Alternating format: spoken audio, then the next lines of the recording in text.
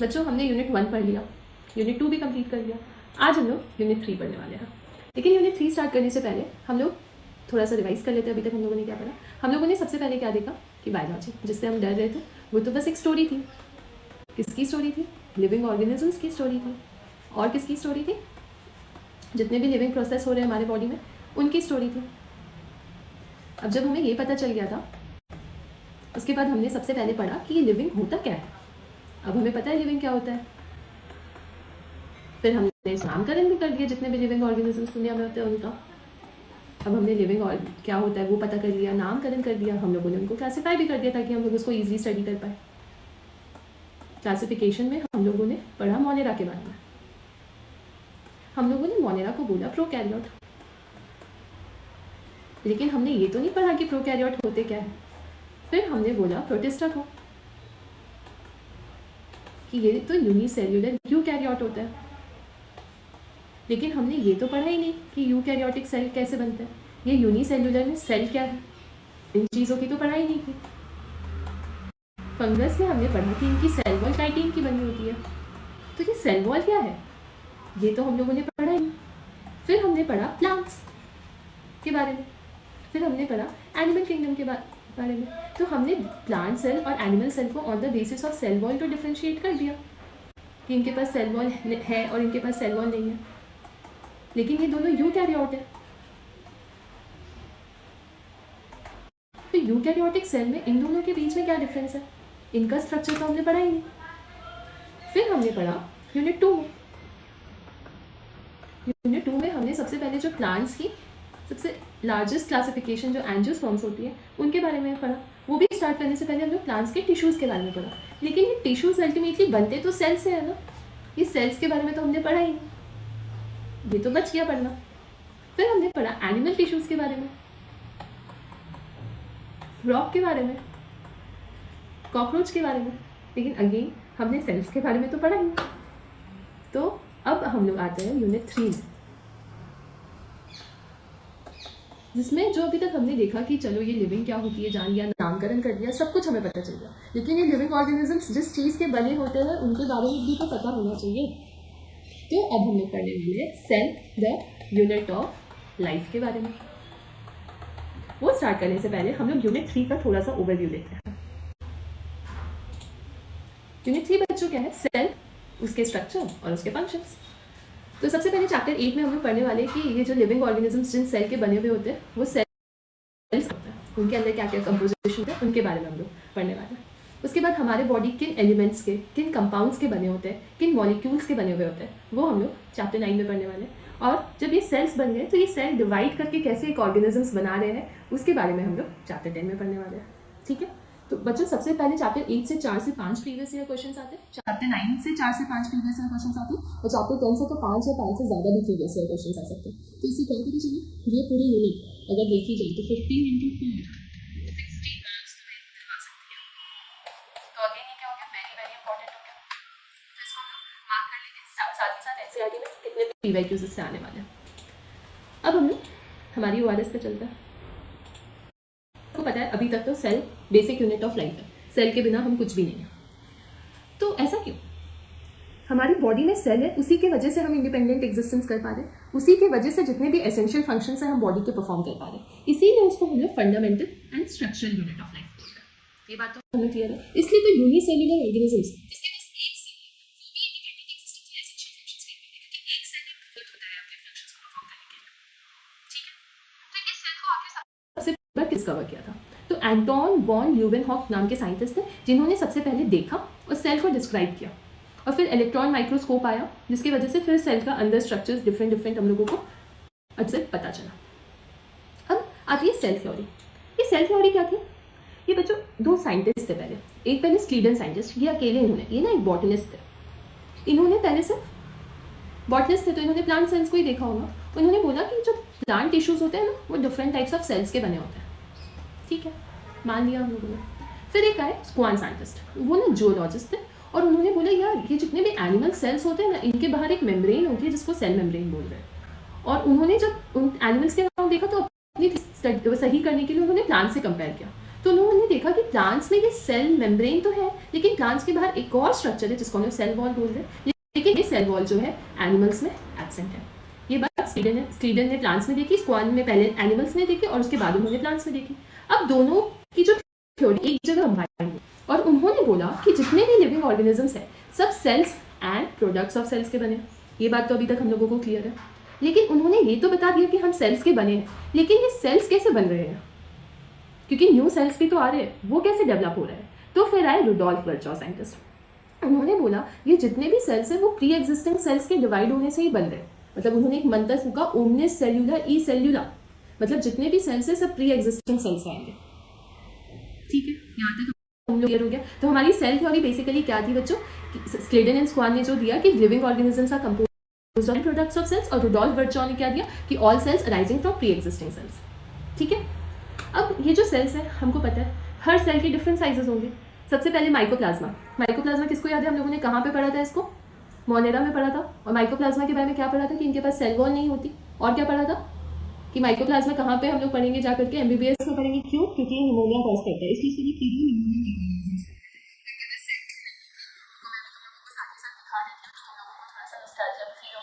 ये प्लियोमॉर्फिक थे, pleuropneumonia like organisms बोल रहे थे, प्लांट्स और एनिमल्स के लिए पैथोजेनिक थे, सबसे स्मॉलेस्ट लिविंग सेल्स थे जिनके पास सेल वॉल नहीं थी। क्लियर, तुरंत से याद भी हो गया और साथ ही साथ हम लोगों ने रिवाइज कर लिया।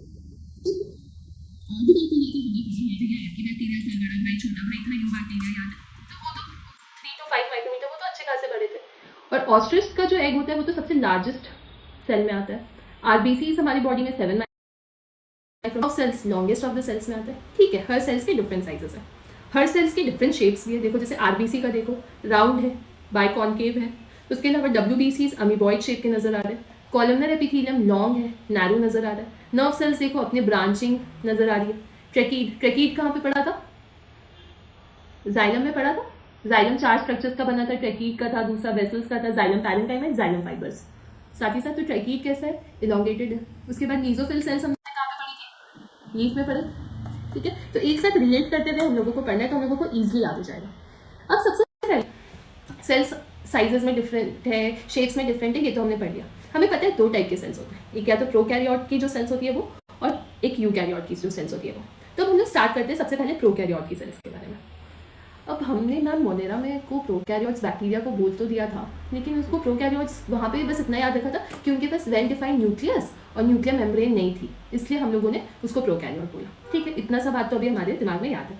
अब ये जो प्रोकैरियोट सेल्स होते हैं उनके पास सेल वॉल होती है, सेल इन्वेलप होती है, और सेल इन्वेलप के भी कुछ कुछ मॉडिफिकेशंस वहाँ पे प्रेजेंट होता है। अब ये सेल इन्वेलप में सबसे पहला जो स्ट्रक्चर होता है वो ग्लाइकोकैलिक्स होता है।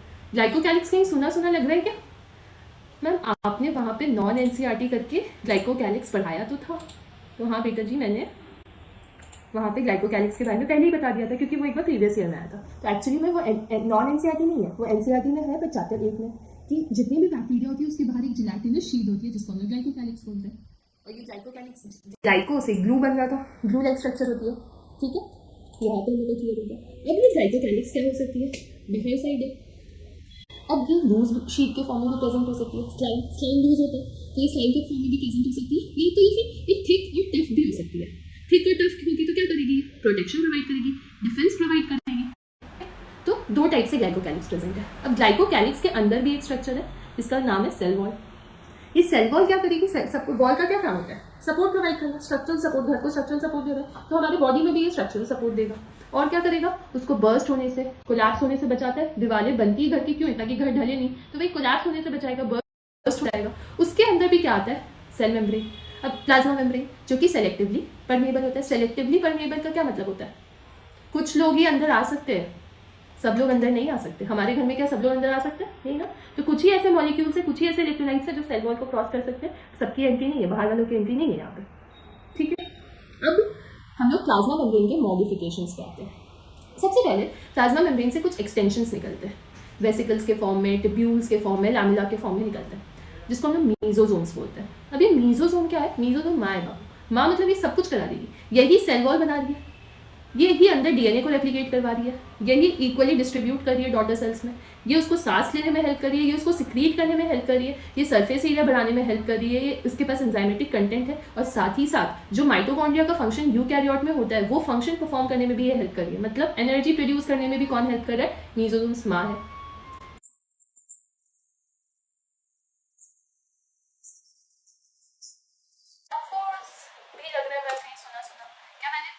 चैप्टर 2 में आप लोगों को क्रोमैटोफोर्स भी टिक कराया था क्या? जी बिल्कुल कराया था।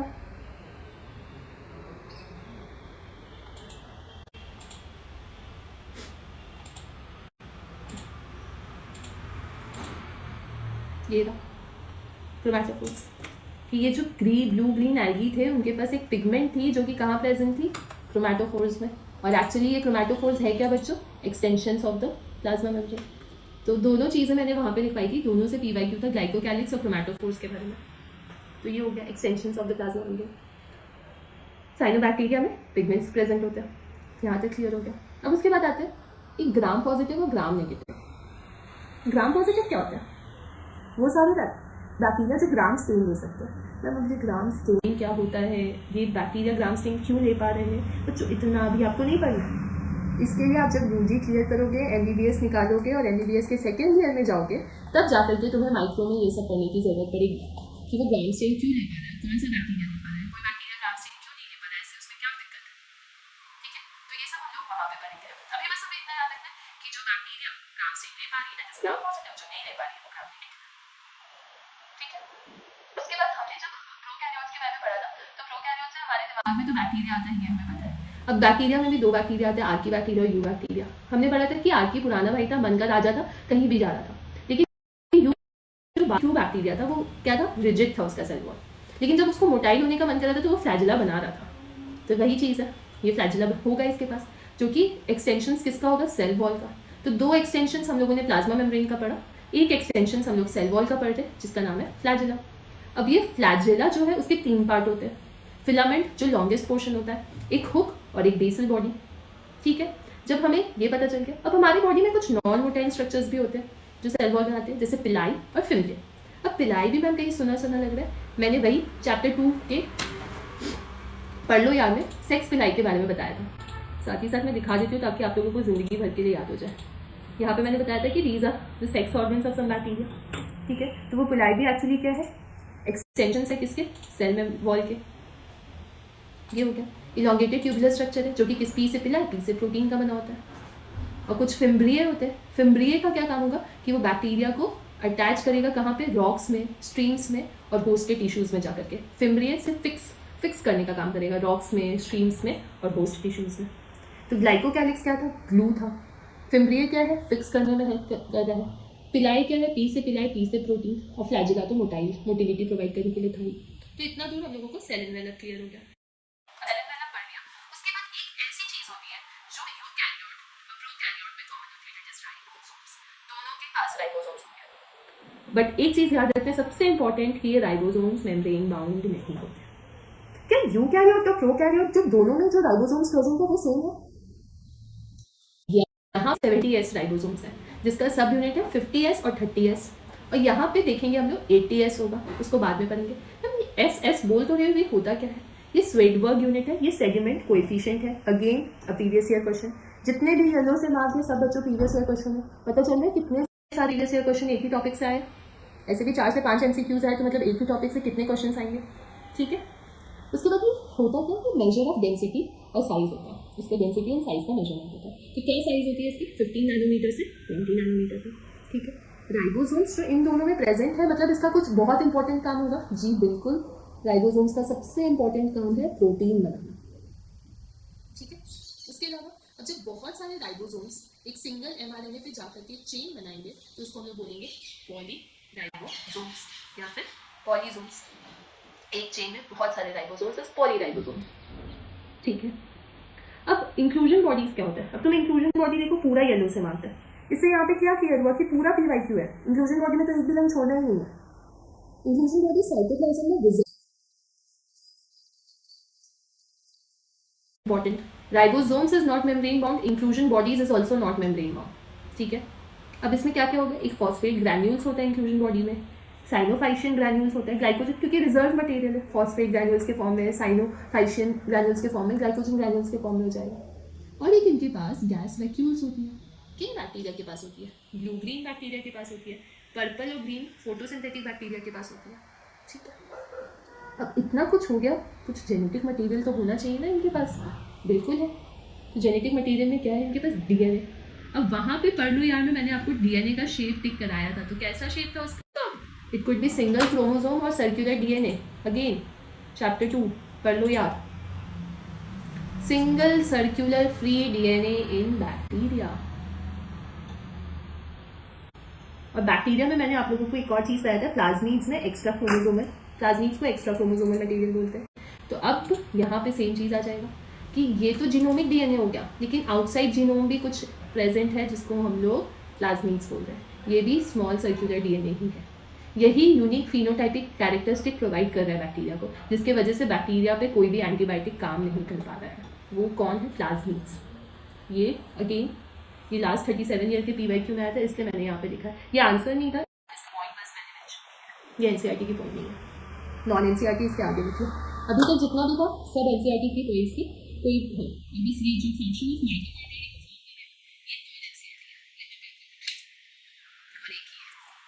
ये यूनिक फिनोटाइपिक कैरेक्टर प्रोवाइड कर रहा है। ऑब्वियसली प्रोकैरियोट है तो क्या न्यूक्लियर इन्वेलप होगा? नहीं, बस सेल इन्वेलप है, न्यूक्लियर इन्वेलप इनके पास नहीं।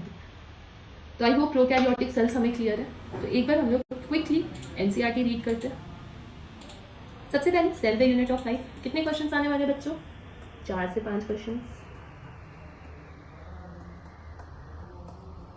तो यहाँ पे हमने क्या पढ़ा कि जितने भी ऑर्गेनिजम्स होते हैं सब सेल्स के बने होते हैं। जिनके पास सिंगल सेल्स होती है उनको यूनिसेलुलर ऑर्गेनिजम्स बोलते हैं, जिनके पास बहुत सारी सेल्स होती है उनको मल्टीसेलुलर बोलते हैं। ये सेल है क्या? ये सेल वैसी चीज़ है जो इंसान जो एक ऑर्गेनिजम्स को इंडिपेंडेंट एग्जिस्टेंस में हेल्प करती है और essential functions of life perform करने में हेल्प करती है। तो अगर कुछ भी सेल से कम होगा तो वो जो लिविंग ऑर्गेनिजम्स है वो जिंदा नहीं रह पाएगा।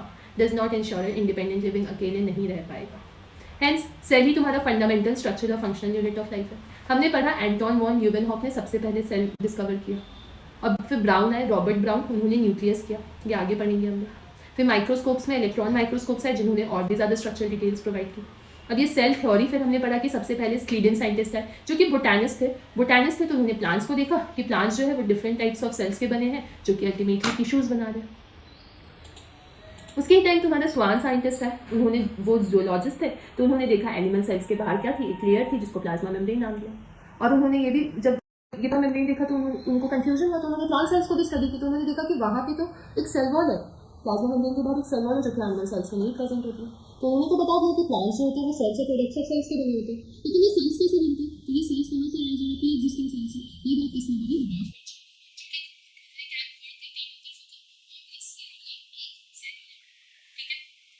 तो अब रात में जब सोगे तो ये बोल के सोना, सेलुला ई सेलुला, ठीक है?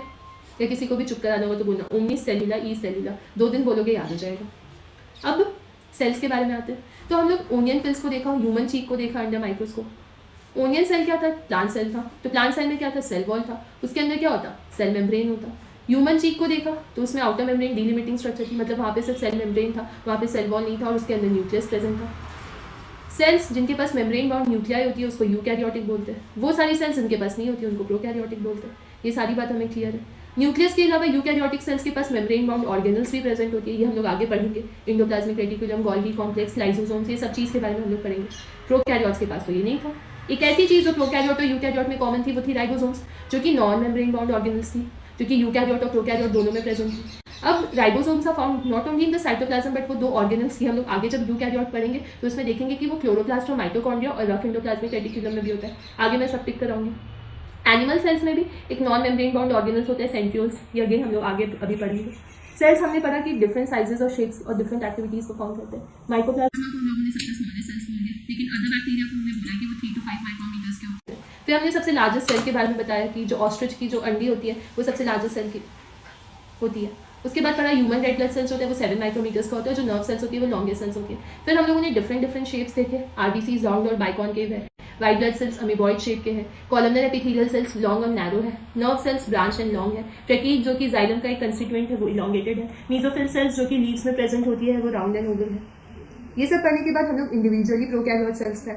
प्रोकैरियोट सेल्स सुनते ही दिमाग में bacteria, blue green algae, mycoplasma, plural pneumonia like organisms सब दिमाग में आ जाते हैं। ये छोटे होते हैं, ज़्यादा रैपिडली मल्टीप्लाई करते हैं। हमने इसके बारे में पढ़ा था कि जो मोनेरा था वो मन कर आ जाता है, इसका मन करा था तो वो रॉड शेप का था, मन करा था तो कोकाई गोल गोल कोकाई था, मन करा था तो कॉमा शेप का था, मन करा था तो स्पाइरल शेप का था। ये सारी चीज़ें हम लोगों ने पढ़ी।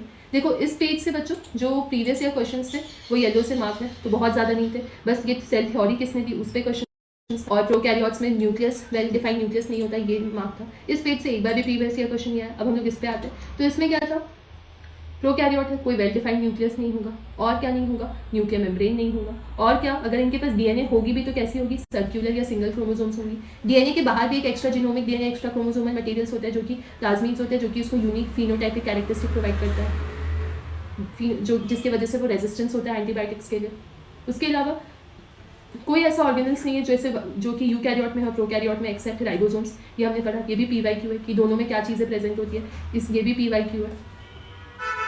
प्रोकैरियोट्स में हमने ये भी पढ़ा कि उनमें कुछ इंक्लूजन बॉडीज प्रेजेंट होती है, इंक्लूजन, हर इंक्लूजन बॉडी से क्वेश्चन था, ये भी हमें याद है, हर लाइन से क्वेश्चन था। उसके बाद मीजोसोम्स हमने पढ़ रखा था कि किसकी, प्लाज्मा मेम्ब्रेन की एक्सटेंस की मीजोसोम्स, उनके बारे में पढ़ा। तो अब इंडिविजुअली हम लोग इसके स्ट्रक्चर्स पे आते हैं। तो सेल इनवेलप में क्या पढ़ा, बैक्टीरियल सेल्स जितने भी होते हैं सबके बाहर सेल इनवेलप है। Outer most glue like structure होती है जिसको ग्लाइकोकैलिक्स बोलते हैं। अब ये ग्लू लाइक स्ट्रक्चर लूज भी हो सकती है तो उसको हम लोगों ने स्लाइम बोल दिया, और अगर वो थिक और टफ होगी तो कैप्सूल बोल दिया। अब ये जो बैक्टीरिया में जो सेल इनवेलप है, अगर वो ग्राम स्टेन ले रहे हैं तो वो ग्राम पॉजिटिव है, अगर नहीं ले रहे हैं तो ग्राम नेगेटिव है। अब सेल वॉल घर में दीवारों का काम सपोर्ट प्रोवाइड करने का होता है और कोलैप्स करने से घर को बचाने का होता है, तो वही इसका भी सेल वॉल का काम है। प्लाज्मा मेम्ब्रेन सेमी परमेबल होते हैं। प्लाज्मा मेम्ब्रेन जो गेट है उससे कुछ ही लोग अंदर आ सकते हैं, घर के बाहर के लोग तो अंदर नहीं आ सकते। ये प्लाज्मा मेम्ब्रेन जो होती है वो सिमिलर होती है यूकैरियोट्स के। प्रोकैरियोट और यूकैरियोट का जो प्लाज्मा मेम्ब्रेन का स्ट्रक्चर होता है वो क्या होता है, एक जैसा होता है। प्लाज्मा मेम्ब्रेन में एक्सटेंशंस में मीजोसोम्स प्रेजेंट है, वेसाइकल, ट्यूब्यूल्स और लैमेला के फॉर्म में, ठीक है। और ये मीजोसोम्स को हमने क्या बोला था, मीजोसोम्स माँ है क्यों, क्योंकि ये बाहर की सेल वॉल का फॉर्मेशन कर रही है, डीएनए रेप्लिकेट कर रही है, डिस्ट्रीब्यूट कर रही है डॉटर सेल्स में सारे सामान, रेस्पिरेशन में हेल्प कर रही है, सिक्रीशन में हेल्प कर रही है, सरफेस एरिया बढ़ा रही है, एंजाइमेटिक कंटेंट, और एक और कहते हैं कि माइटोकॉन्ड्रिया जैसे फंक्शंस भी दिखा रही है। इसके अलावा इसमें और एक्सटेंशंस थे, क्रोमैटोफोर्स जिसके अंदर पिगमेंट्स है जो कि blue green bacteria algae that is cyanobacteria में प्रेजेंट है। अब कुछ बैक्टीरिया सेल्स को मोटाइल होने का मन करेगा तो वो एक्सटेंशन सेल वॉल से निकालेंगे जिसको फ्लैजेला बोलेंगे, जिसमें फिलामेंट, हुक और बेसल बॉडी होगी। ये पढ़ने के बाद हमने पढ़ा बिसाइड्स फ्लैजेला कुछ और एक्सटेंशंस होती है जिसको हमने पिलाई और फिमरे बोलते हैं। पिलाई तो सिंपल पी से पिलाई, पी से प्रोटीन की बनी होती है। फिमरे एफ से फिक्स करने का काम करती है, तो ये जाकर के अटैच हो जाती है बैक्टीरिया को रॉक्स में, स्ट्रीम्स में, होस्ट टिश्यूज में। ये पढ़ने के बाद हमने पढ़ा कि कॉमन फीचर जो उन दोनों के बीच में होता है राइबोसोम्स, लेकिन जो प्रोकैरियोट का राइबोसोम्स होता है वो 15 to 20 नैनोमीटर साइज का होता है और वो 70s होता है, इसलिए वो 50s और 30s का बना होता है। राइबोसोम्स दोनों में प्रेजेंट है तो कुछ तो अच्छा काम कर रही होगी, तो आरटी प्रोटीन का सिंथेसिस कर रही होगी, और जब एक आरएनए में बहुत सारे राइबोसोम्स होंगे तो उसको पॉलीराइबोसोम्स बोल देंगे। अगेन ये पीवाईक्यू है, ये पूरे सारे जितने भी येलो से मार्क्ड है सब पीवाईक्यू है। अब इंक्लूजन बॉडीज से हर बार क्वेश्चन आता है, एक रिजर्व मटेरियल होती है प्रोकैरियोट्स की जो कि साइटोप्लाज्म में प्रेजेंट होती है और मेम्ब्रेन बाउंड नहीं होती। अगेन मैं सारे नॉन मेम्ब्रेन बाउंड स्ट्रक्चर्स हैं, मेम्ब्रेन बाउंड स्ट्रक्चर्स पे ध्यान देना है। तो इसमें राइबोसोम्स नॉन मेम्ब्रेन बाउंड है, inclusion bodies non membrane bound है। पीवाईक्यूज में ये बहुत बार पूछा गया है। और यहाँ पे क्या थी, इनके पास ग्रैन्यूल्स थी, फॉस्फेट, पीसी, प्रियंका चोपड़ा हर जगह आएगी, पूरे बायोलॉजी में प्रियंका चोपड़ा आएगी, तो पीसी ग्रैन्यूल्स थे और ग्लाइकोजन ग्रैन्यूल्स थे। इसके अलावा इनके पास गैस वैक्यूल्स कुछ ब्लू ग्रीन बैक्टीरिया के पास प्रेजेंट थे, ठीक है। यहाँ तक हम प्रोकैरियोट पूरा क्लियर। अब जब प्रोकैरियोट्स हमने पढ़ लिया तो अब हम लोग यूकैरियोट्स पे आते हैं। यूकैरियोटिक सेल्स बच्चों याद करो, प्रोटिस्टा भी यूकैरियोट था, फंगस भी यूकैरियोट था, प्लांट्स भी यूकैरियोट था और एनिमल्स भी यूकैरियोट था। सबके पास ऐसा क्या था जिससे इनको यूकैरियोट बोले थे, well defined nucleus, nuclear membrane और मेम्ब्रेन बाउंड ऑर्गेनल्स थे। इसमें हम लोगों ने एक भी मेम्ब्रेन बाउंड ऑर्गेनल्स के बारे में अभी तक नहीं पढ़ा।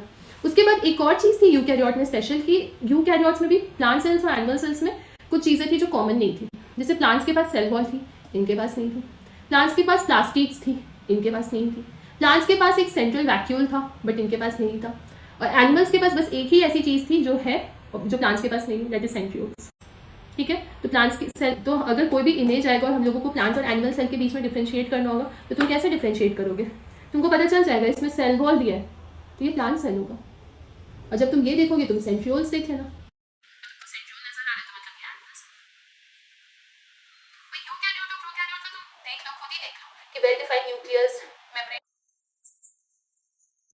ये सबको देखो, कोई स्ट्रक्चर है इनका, जैसा मन कर रहा है वैसा ये प्रेजेंट है, छोटे छोटे। इनका साइज देखो 10 से 20 माइक्रोमीटर्स का है, तो ये भी इजीली आइडेंटिफाई हो जाएगा। अब हम लोग आते हैं यूकैरियोटिक सेल्स कैसे बना होता है। सेल वॉल तो नहीं है तो यूकैरियोट एनिमल सेल्स में अब सबसे पहले हम लोग पढ़ेंगे सेल मेम्ब्रेन के बारे में। तो सेल मेम्ब्रेन किसका बना होगा बच्चों? हम लोग ना हर यूकैरियोटिक सेल्स को ना एक फैमिली कंसिडर करेंगे और सेल मेम्ब्रेन को हम लोग मम्मी बनाएंगे।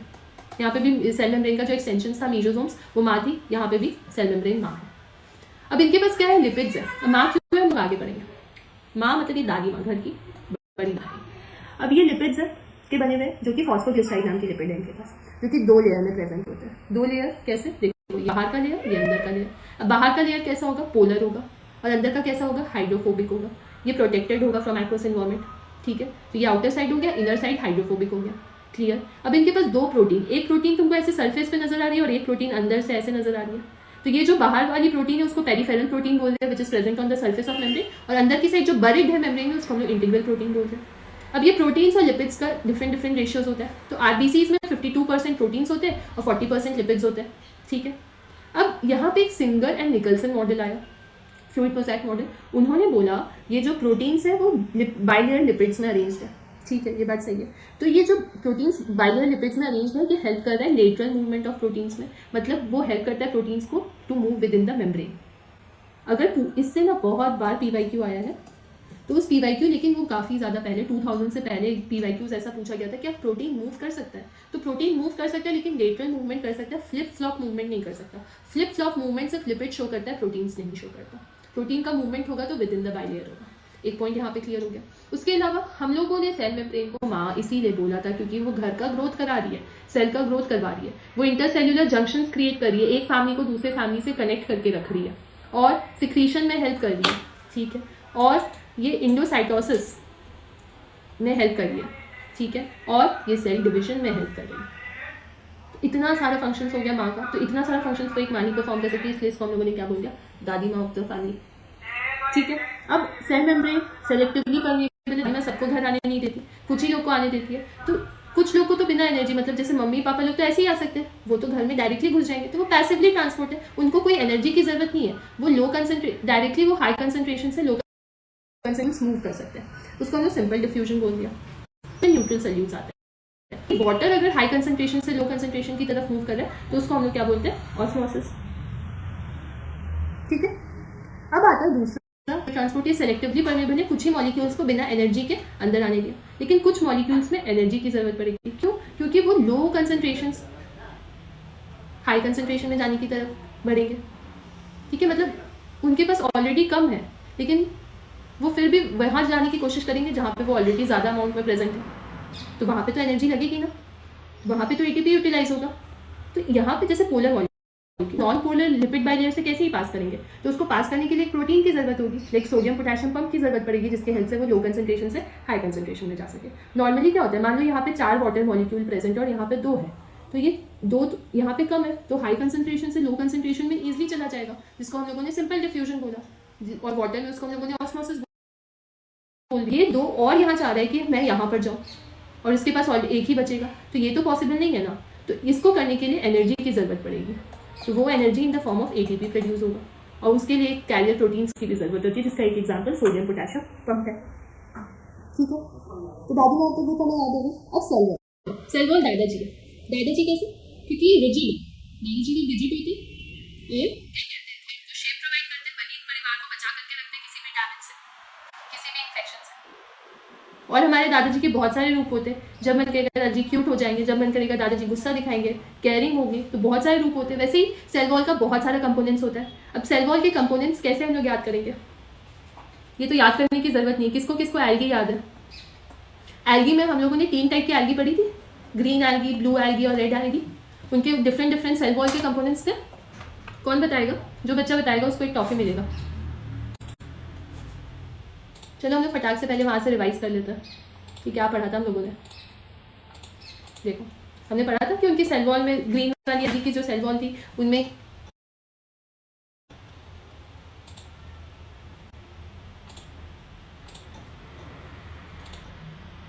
जो ग्रीन वाली एल्गी की सेल वॉल थी वो सेल्यूलोज की बनी थी, जो ब्राउन एल्गी की थी वो सेल्यूलोज और एल्जीन की बनी थी, जो रेड एल्गी की थी वो सेल्यूलोज, पेक्टिन और पॉलीसल्फेट ईस्टर्स की बनी थी। तो वहीं से हम लोगों को याद हो गया कि जो सेल वॉल होती है वो तो डिफरेंट कंपोनेंट्स की बनी होती है। और क्यों डिफरेंट कंपोनेंट्स है? क्योंकि दादाजी के बहुत सारे रूप हैं, तो सेल्यूलोज भी होगा, गैलेक्टिन्स भी होगा, मैनन्स भी होगा, मिनरल्स उसकी प्रोटीन्स बहुत सारे कंपाउंड होंगे। अब सेल वॉल क्या होता है, एक प्राइमरी वॉल होता है जो कि यंग में प्रेजेंट होता है, जो कि ग्रोथ करवाता है। कि हमारे जवान दादाजी हो गए जो ग्रोथ करवाएंगे, लेकिन जैसे जैसे मैच्योर होंगे फिर वो ग्रोथ नहीं करवाएंगे, तो वो घर में बैठ जाएंगे, है ना। तो डिमिनिशेस, ये जो ग्रोथ की कैपेबिलिटी है वो डिमिनिश हो जाएगी जब सेल मैच्योर होंगे। और सेकेंडरी वॉल, अब वो बूढ़े हो गए, अब वो घर के अंदर रहेंगे, inner side of the cell. तो ये दादाजी से याद हो गया, ये दादी माँ से याद हो गया हमें, ठीक है। और बीच में क्या होंगी, एक मिडल लैमिना होगी जो कि तो दादाजी की जवानी से बुढ़ापे के बीच में एक उनका फेज आएगा जिसमें वो बहुत मेहनत कर रहे होंगे। तो उस टाइम वो कैल्शियम पेक्टेट के बने होंगे, वो हर आसपास के लोग को एक दूसरे से कनेक्ट करके रखने की कोशिश करेंगे, है ना। तो कैसे, सेल वॉल और मिडल लैमिना दोनों में एक प्लाज्मोडेस्माटा होती है जो कि साइटोप्लाज्म को नेबरिंग सेल से कनेक्ट करने का काम करती है। तो वो जो बीच वाले फेज है, जब वो आपस एक फैमिली को दूसरे फैमिली से कनेक्शन का काम करे, वो मिडल लैमिना है, ठीक है। कैसे करी है, with the help of plasmodesmata. दादी माँ के बारे में पढ़ लिया, दादाजी के बारे में पढ़ लिया। अब हम लोग एक बार यूकैरियोटिक सेल यहाँ तक पढ़ लेते हैं एनसीईआरटी से। जितने भी यूकैरियोट्स थे हमें पता है, प्रोटिस्टा, प्लांट्स, एनिमल, फंगस, इनके बारे में हमने पढ़ लिया। ब्रेन बाउंड ऑर्गेनल्स होते हैं, ये भी हमने पढ़ लिया। उसके बाद इनके पास वेल डिफाइंड न्यूक्लियस होगी और न्यूक्लियर मेम्ब्रेन होगी, ये भी हम लोगों ने पढ़ लिया। सारे यूकैरियोटिक सेल्स आइडेंटिकल नहीं होते, ये भी हमें पता है। प्लांट्स के पास ऐसा क्या होता है, सेल वॉल, प्लास्टिड्स, वैक्यूल्स, जो एनिमल के पास नहीं होता। एनिमल के पास ऐसा क्या होता है जो प्लांट्स के पास नहीं होता, सेंट्रियोल्स। यहाँ तक हम लोगों ने उधर ही टिक कर लिया। अब ये स्ट्रक्चर हम लोगों ने बोल दिया कि प्लांट और एनिमल के बीच में कैसे डिफरेंशिएट करना है, सेल वॉल और सेंट्रियोल्स पे बस ध्यान देना है। अगर हमें बाहर सेल वॉल दिखेगी तो वो प्लांट है, अगर हमें सेंट्रियोल्स दिखेगी तो वो एनिमल्स है। उसके बाद हमने क्या पढ़ा, सेल मेम्ब्रेन, दादी माँ के बारे में पढ़ा। अभी इनको दादी माँ क्यों बोलते हैं, क्योंकि ये सारा फंक्शंस परफॉर्म करेगी। कैसे देखते हैं, सबसे पहले ये बनी हुई किस चीज़ की होती है, तो ये हम लोगों को चाहिए लिपिड्स की बनी होती है। ये लिपिड्स के अंदर क्या होता है, प्रोटीन्स होते हैं। पहले ये लिपिड कैसे अरेंज है, बाय लेयर में अरेंज है। बाय लेयर का मतलब कैसा, यहाँ पे देखो लिपिड, बाहर वाला क्या होगा, पोलर हेड होगा, अंदर का वाला क्या होगा, हाइड्रोफोबिक होगा, क्लियर। उसके बाद इसमें क्या है, प्रोटीन्स भी है, कार्बोहाइड्रेट भी है। देखो शुगर, प्रोटीन और लिपिड्स, ये भी एक बार पीवाईक्यू में पूछा गया था कि किन किन चीज़ों का बना हुआ होता है, तो प्रोटीन, कार्बोहाइड्रेट एंड लिपिड्स का बना हुआ होता है, ठीक है। उसके अलावा प्रोटीन और लिपिड का रेशियो 52% प्रोटीन एंड 40% लिपिड्स होते हैं यहाँ पे। उसके अलावा यहाँ पे ये प्रोटीन जो है वो एक इंटीग्रल प्रोटीन और एक पेरिफेरल, दो टाइप से प्रेजेंट होती है। पेरिफेरल वाली सरफेस पे प्रेजेंट होती है, इंटीग्रल वाली जो होती है वो अंदर मेम्ब्रेन में बरीड होती है। ये भी हम लोगों ने पढ़ लिया। अब जब हमने पूरा स्ट्रक्चर पढ़ लिया तो फिर हम लोगों ने फ्लूइड मोज़ेक मॉडल के बारे में पढ़ा, जो कि किसने दिया था, सिंगर एंड निकलसन ने दिया था।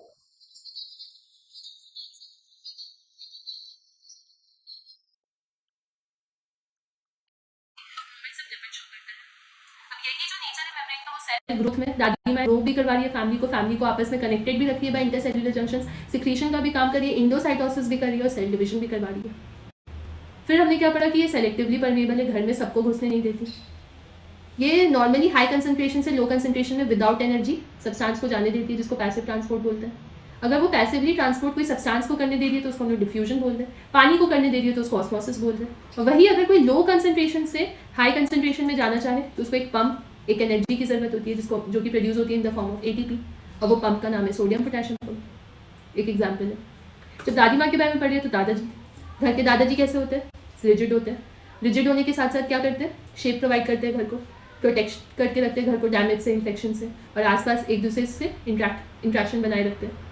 इसके बेसिस पे हम लोगों ने पढ़ा कि एल्गी किन किन सेल वॉल्स का बना होता है, सेल्यूलोज, गैलेक्टिन्स, मैलिन्स, पीछे हम लोगों ने रिवाइज कर लिया। और प्लांट्स में cellulose, hemicellulose, pectins, proteins, ये सब का वो बना हुआ होता है, ये हमें याद है। अब हम लोगों ने दादाजी का 3 रूप देखा था। जो सबसे पहला वाला रूप था, जो प्राइमरी वॉल थी दादाजी की, उसमें वो ग्रोथ की कैपेबिलिटी रख रहे थे, और जैसे जैसे वो मैच्योर हो रहे थे तो वो ग्रो नहीं कर पा रहे थे। फिर सेकेंडरी वॉल उनका बूढ़ा वाला स्टेज था, जिसमें वो घर के अंदर थे, inner side of the cell. फिर एक बीच वाला फेज आता है उनका, मिडल लैमिना वाला फेज, जो कि कैल्शियम पेक्टेट के उस टाइम वो बने हुए थे, और वो आसपास के जो सेल्स होते हैं उनमें दोस्ती बना करके रखते हैं। तो ऐसा सेल वॉल और मिडल लैमिना इसलिए कर पा रहा है क्योंकि इनके पास प्लाज्मोडेस्माटा होता है। देखो अगेन येलो मार्क्ड है, जो लाइन्स उससे पीवाईक्यूज है, उसको याद रखने हैं, ठीक है। अब हम लोग घर के दादाजी के बारे में पढ़ लिया, दादी माँ के बारे में पढ़ लिया। अब हम लोग पढ़ेंगे दादाजी और दादी माँ के 4 बेटों के बारे में, दैट इज इंडोमेम्ब्रेन सिस्टम के बारे में पढ़ेंगे। अब इस इंडोमेम्ब्रेन सिस्टम में क्या क्या चीज़ें आ रही है, तो सबसे पहले इंडोप्लाज्मिक रेटिक्यूलम आ रहा है। इंडोप्लाज्मिक रेटिक्यूलम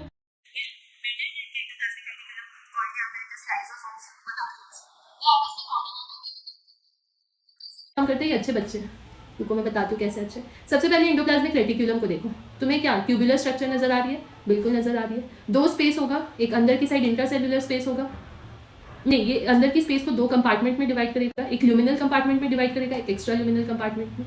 ल्यूमिनल जो होगा वो इनसाइड इंडोप्लाज्मिक रेटिकुलम होगा और एक्स्ट्रा ल्यूमिनल जो होगा वो बाहर वाला साइड होगा। एक्स्ट्रा ल्यूमिनल साइड जो है वो साइटोप्लाज्म है, बेसिकली ये तुम्हारा साइटोप्लाज्म है। अब जो इंडोप्लाज्मिक रेटिकुलम है वो क्या, उसमें एक ऐसा होगा जो रफ होगा। रफ क्यों? क्योंकि उसके ऊपर आर से राइबोसोम्स प्रेजेंट है, इसलिए वो आर से रफ इंडोप्लाज्मिक रेटिकुलम हो गया। हम लोगों ने पहले ही पढ़ लिया था कि राइबोसोम्स का काम क्या होता है, प्रोटीन सिंथेसिस करना, तो ये प्रोटीन को सिंथेसिस करेगा। एक बहुत इंपॉर्टेंट क्वेश्चन आता है कि ये कंटिन्यूअस होता है with the outer membrane of the nucleus. ये बच्चों एक बहुत इंपॉर्टेंट पीवाईक्यू एक बार पूछा गया था, जिस जो तुम लोग कंफ्यूज हो सकते हो, जिसपे तुम लोगों का ध्यान कम जाएगा कि ये आउटर मेम्ब्रेन ऑफ न्यूक्लियस से कंटिन्यूअस होता है। तो एक बार पूछा गया था कि what is the origin of the outer membrane of the nucleus, तो रफ इंडोप्लाज्मिक रेटिकुलम हो गया। ठीक है, उसके बाद इंडोप्लाज्मिक वो होगा स्मूथ, क्योंकि उसमें आर से राइबोसोम्स नहीं है। अब ये लिपिड्स का सिंथेसिस करेगा और एनिमल सेल्स में लिपिड लाइक हार्मोन्स का सिंथेसिस करेगा। ठीक है, तो बड़े भाई ने प्रोटीन बना दिया, बड़े भाई ने लिपिड बना दिया। अब आता है इस सेकेंड नंबर वाला भाई, that is Golgi apparatus। Golgi apparatus का दूसरा नाम एपेरेटो रेटिकुलर है। ये अगेन नॉन एनसीईआरटी एक बार पीवाईक्यू में पूछा गया है। इसको गोल्गी ने डिस्कवर किया था, इसलिए उसका नाम गोल्गी apparatus रखा गया है।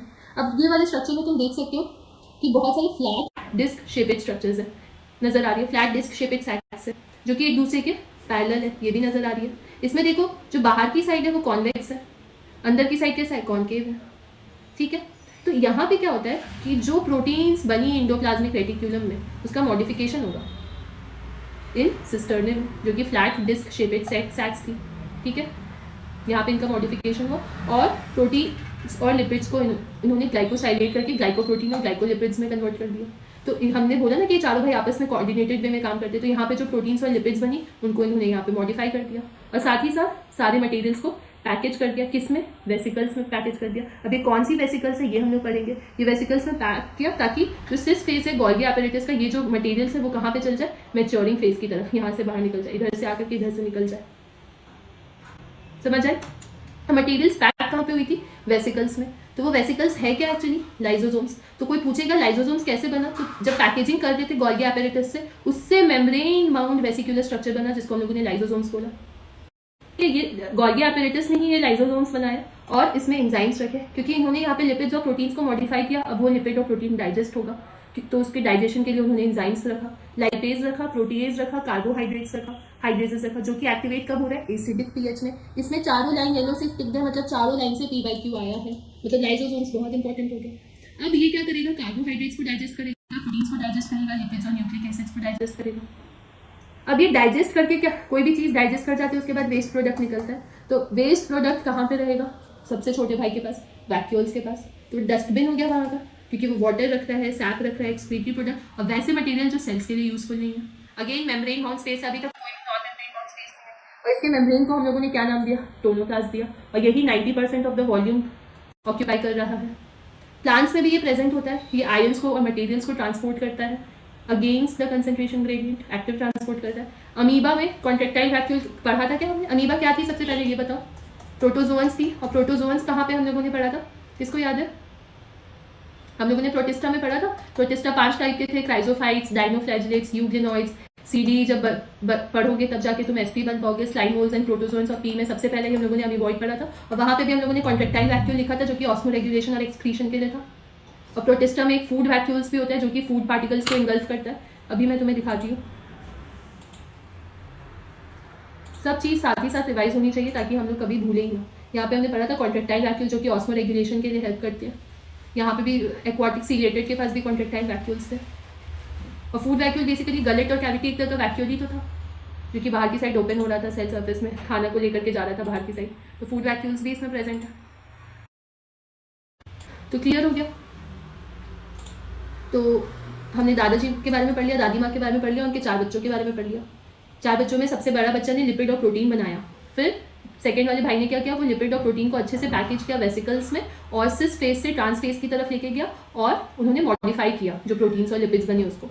और उन्होंने जिस वेसिकल में पैक किया उस वेसिकल का नाम दे दिया लाइजोसोम्स, और उस लाइजोसोम्स में कुछ एंजाइम्स उन्होंने दे दिए ताकि वो जो लिपिड्स प्रोटीन से सब बने वो डाइजेस्ट हो जाए। अब डाइजेस्ट हो गए तो एक्सक्रीटरी प्रोडक्ट रखने के लिए कौन बना? वैक्यूल्स बना। कितना ईजिली याद हो गया? और फटाक से हम लोग इंडो मेम्ब्रेन सिस्टम एक बार एनसीईआरटी से रीड कर लेते हैं। आई डोंट थिंक कि अब कभी भी तुम लोग ये सब भूलोगे। तो Indo membrane system membrane bound organelles है, ये टोटल 4 सिस्टम का बना होता है। अगेन ये पीवाईक्यू में पूछा जाता है कि इंडो मेम्ब्रेन सिस्टम क्या क्या किन 4 चीज़ों का बना है, तो वो भी हम लोगों को साथ ही साथ टिक करना है। Endoplasmic reticulum, Golgi complex, lysosomes and vacuoles का बना है।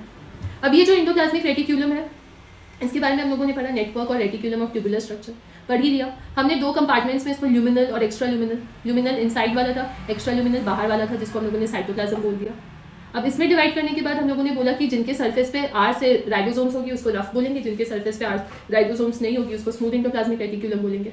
हर एनसीईआरटी का डायग्राम मैंने अपने ओआरएस में अटैच किया है, हर डायग्राम का हर पॉइंट इंपॉर्टेंट है, कौन सा रफ इंडोप्लाज्मिक रेटिक्यूलम है, कौन सा स्मूथ है, किसको राइबोसोम्स बोलते हैं, कौन सा पार्ट। एक बार यहाँ पे ऐसे खाली स्ट्रक्चर दे दिया था, पूछ रहा था ये क्या है, तो ये एक्स्ट्रा ल्यूमिनल पार्ट, और एक्स्ट्रा ल्यूमिनल हम लोग को पता है कि साइटोप्लाज्म होता है। तो जिसमें आर से रफ इंडोप्लाज्मिक रेटिक्यूलम क्या करता है, क्योंकि राइबोसोम्स है तो प्रोटीन बनाएगा। आउटर वाल स्मूथ इंडोप्लाज्मिक रेटिक्यूलम का क्या काम होता है, लिपिड्स बनाने का काम होता है। और हम लोगों ने पढ़ रखा था कि जो आउटर मेम्ब्रेन है वो किसके साथ कंटिन्यूस है, न्यूक्लियस के आउटर कंटिन्यूस है, ये भी इंपॉर्टेंट है। उसके बाद ये क्या क्या बना रही है, लिपिड्स बना रही है, और एनिमल्स में क्या बना रही है, लिपिड लाइक हार्मोन्स बना रही है। फिर हम लोग आते हैं गोल्गी एपेरेटस में। गोल्गी एपेरेटस क्या था, सेकेंड भाई था। अब यहाँ पे जो सबसे पहले गोल्गी एपेरेटस में गोल्गी नाम कैसे पड़ा, तो कैमिलो गोल्गी ने दिया इसलिए पड़ा। उसके बाद इसमें क्या थी, डिस्क शेप की सैक्स थी जो कि एक दूसरे के पैरेलल में प्रेजेंट थी, ठीक है। अब यहाँ पे इनर साइड में क्या था, कॉन्वेक्स और सिस फेस था, और एक कॉन्केव और ट्रांस बाहर मैच्योरिंग फेस था। उसके बाद हमने क्या पढ़ा, इनका गोल्गी एपेरेटस का क्या काम था, ये मटेरियल्स को पैक करने में काम करता है। जो लिपिड्स और प्रोटीन्स वहाँ पे सिंथेसाइज हुई उसको ये वेसिकल्स में पैक कर देगा, और क्या करेगा, ये जो प्रोटीन्स उसमें सिंथेसाइज हुई है उसमें मॉडिफिकेशन प्रोड्यूस करेगा, और यहीं पे उन प्रोटीन्स को ग्लाइकोसाइलेट कर देगा, उन लिपिड्स को ग्लाइकोसाइलेट कर देगा, और ग्लाइकोप्रोटीन्स और ग्लाइकोलिपिड्स में कन्वर्ट कर देगा। अब इसने जो मेम्ब्रेन बाउंड वेसिकल्स बनाई उसका नाम क्या था, लाइसोसोम्स था, और इसने उसको क्या दे दी, बहुत सारी हाइड्रोलाइटिक एंजाइम्स दे दी। कौन सी एंजाइम्स, हाइड्रोलाइटिक एंजाइम्स, पूरा पैराग्राफ PYQ है, जो कि जिसको हाइड्रोलेजेस बोलते हैं, लाइपेज, प्रोटीएज, कार्बोहाइड्रेट्स के फॉर्म में प्रेजेंट था, जो कि सिर्फ और सिर्फ किस पीएच पे काम करता है, एसिडिक पीएच पे काम करता है। और ये क्या करेगी, डाइजेस्ट करेगी, किसको, कार्बोहाइड्रेट्स को, प्रोटीन्स को, लिपिड्स को, न्यूक्लिक एसिड्स को। अब जब इसने डाइजेस्ट कर दिया तो एक्सक्रीटरी प्रोडक्ट कौन स्टोर करेगा, तो वैक्यूल स्टोर करेगा, again a membrane bound space, जिसके पास water, excretory products and other material जो कि यूजफुल्स नहीं है सेल के लिए, वो होगा। अब इनके पास जो मेम्ब्रेन है उसको नाम टोनोप्लास्ट दे दिया। 90% वॉल्यूम ऑफ सेल वैक्यूल से बना होता है। अब प्लांट्स में जो ये वैक्यूल्स होते हैं along the concentration gradient ions को ट्रांसपोर्ट करने का काम करते हैं। अमीबा के पास एक कॉन्ट्रेक्टाइल वैक्यूल है जो ऑस्मो रेगुलेशन और एक्सक्रीशन करा रहा था। कुछ प्रोटिस्टा के पास फूड वैक्यूल्स भी होते हैं जो कि फूड पार्टिकल्स को इन्वल्व कर सकते हैं। तो आई होप हमने चार भाई इंडो मेम्ब्रेन सिस्टम के बारे में पढ़ लिया। अब जब दादाजी के बारे में पढ़ लिया, दादी माँ के बारे में पढ़ लिया, चार भाई के बारे में हमने पढ़ लिया, अब आगे कौन आता है, हमारी मम्मी, मतलब वो भाइयों की वाइफ, माइटोकॉन्ड्रिया। अब इनको माइटोकॉन्ड्रिया का क्या काम है वो पहले हमें पढ़ते हैं। सबसे पहले माइटोकॉन्ड्रिया सॉसेज और सिलेंड्रिकल शेप की है, ठीक है। अब यहाँ पे ये शेप में मैंने येलो क्यों टिक किया है, इसके साइज में, साइज भी पूछा जाता है क्या, साइज पूछा नहीं जाता, साइज का कंपैरिजन पूछा जाता है। जैसे पूछा जाता है कि ऐसा नहीं है बच्चों, इसकी लेंथ बड़ी होती है तो जो प्लास्टिड्स में क्लोरोप्लास्ट होते हैं they are found to be larger than the mitochondria, इसलिए मैंने टिक किया। ये डबल मेम्ब्रेन, एक भी नहीं डबल मेम्ब्रेन इसमें प्रेजेंट है, ठीक है। उसके बाद आउटर मेम्ब्रेन है और इनर मेम्ब्रेन है। इनर देखो ये आउटर मेम्ब्रेन है, ये इनर मेम्ब्रेन है। अब इनर मेम्ब्रेन में तुमको क्या नजर आ रही है, फोल्डिंग्स नजर आ रही है। ये फोल्डिंग्स को क्या नाम दे रहे, क्रिस्टे नाम दे रहे। फोल्ड कर देंगे कोई चीज़ को तो क्या होता है, सरफेस एरिया बढ़ जाता है, और यहीं पे क्या होता है, तुम्हारा ऑक्सीडेशन रिडक्शन रिएक्शंस होता है, ठीक है। अब इनर मेम्ब्रेन जो है वो दो कंपार्टमेंट में डिवाइडेड है, एक आउटर कंपार्टमेंट और एक इनर कंपार्टमेंट। इनर कंपार्टमेंट में एक सब्सटेंस है जिसको हम मैट्रिक्स बोलते हैं, ठीक है। अब इसका काम क्या है, मम्मी का क्या काम होता है, घर में एनर्जी खाने के तौर पे प्रोड्यूस करना, तो she is the powerhouse of the cell, that's why mitochondria is also the powerhouse of the cell. उसके अलावा सांस प्रोवाइड करेगी, साइट ऑफ एरोबिक रेस्पिरेशन, सांस लेने में मदद करेगी, जिंदा रहने में मदद करती है, तो वो बात हो गई। उसके अलावा मैट्रिक्स, इनके पास भी अपना DNA मॉलिक्यूल होगा, इनके पास भी RNA मॉलिक्यूल होगा, इनके पास भी राइबोसोम्स होगा। तो राइबोसोम्स कहाँ कहाँ था, रफ इंडोप्लाज्मिक रेटिक्यूलम में था, और राइबोसोम्स कहाँ पे है, माइटोकॉन्ड्रिया में। एक बार पूछा भी गया था कि राइबोसोम्स कहाँ कहाँ प्रेजेंट होती है, तो अभी तक हमने दो जगह देख लिया। अगर इनके पास राइबोसोम्स है मतलब ये प्रोटीन तो बना ही रहे होंगे, मतलब ये एनर्जी तो प्रोड्यूस कर ही रहे, लेकिन साथ ही साथ ये प्रोटीन भी बना रहे हैं। तो ये हम लोगों को याद हो गया कि माइटोकॉन्ड्रिया जो माँ थी वो दो मेम्ब्रेन की बनी थी, जिसमें अंदर वाला मेम्ब्रेन क्रिस्टल में डिवाइडेड था और वो दो कंपार्टमेंट में भी डिवाइडेड था, आउटर एंड इनर। इनर में मैट्रिक्स प्रेजेंट था, और वो जो मैट्रिक्स है उसमें DNA मॉलिक्यूल और राइबोसोम्स और RNA, राइबोसोम्स होने की वजह से वो प्रोटीन बना रही है, और पावर हाउस तो है ही, वो एरोबिक रेस्पिरेशन करा ही रही है, और वो डिवाइड कैसे कर रही है, by the means of binary fusion, ठीक है। मम्मी तो डिवाइड करेगी ना, इक्वली डिवाइड करती है, लेकिन अपने बच्चों में इक्वली खाना देती है, तो कैसे इक्वल जाएगा, by the means of binary fusion, ठीक है। अब आते प्लास्टिड्स पे, हम लोगों ने दादी माँ बना दी, दादाजी बना दिए, पापा बनी, मम्मी बना दी। अब प्लास्टिड कौन है, प्लास्टिड हम लोग अपने आप को बना देते घर की बड़ी बेटी, अब क्यों बोल रहे हैं इसको, पढ़ते हैं। पहली बात तो प्लास्टिड्स कहाँ कहाँ प्रेजेंट होती है। प्लास्टिड्स पिगमेंट प्रोड्यूसिंग सेल्स है एक तरह से, तो प्लांट सेल्स में होंगी पिगमेंट प्रोड्यूसिंग। हम लोगों ने पढ़ा था कि यूग्लिनोइड्स के जो पिगमेंट है वो similar to that of plants है।